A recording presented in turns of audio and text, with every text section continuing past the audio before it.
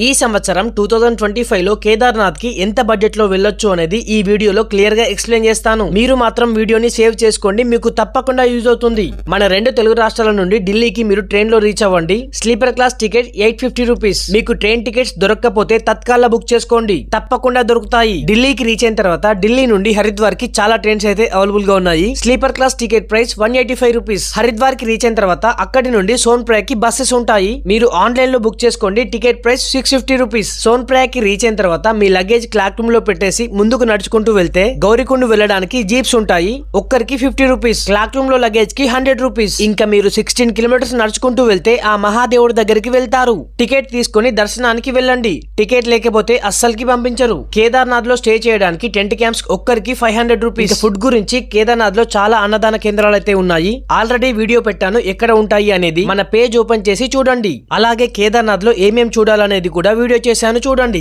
ఇంకా మీ దర్శనం అయిపోయిన తర్వాత రిటర్న్ ఎలా వచ్చారో అలానే రిటర్న్ అవ్వండి. Train tickets, bus tickets, tent camp, food కి ఎక్స్ట్రా మీ దగ్గర 1000 రూపీస్ ఉంచండి. టోటల్ గా 6570 రూపీస్ లో హ్యాపీగా వెళ్లి వస్తారు. ఇంకా మీకు ఏమైనా డౌట్స్ ఉంటే ఈ వీడియోకి కామెంట్ చేయండి, మీకు తప్పకుండా రిప్లై ఇస్తాను. వీడియోని మీ ఫ్రెండ్స్ అందరికి షేర్ చేయడం మాత్రం మర్చిపోకండి ఫ్రెండ్స్.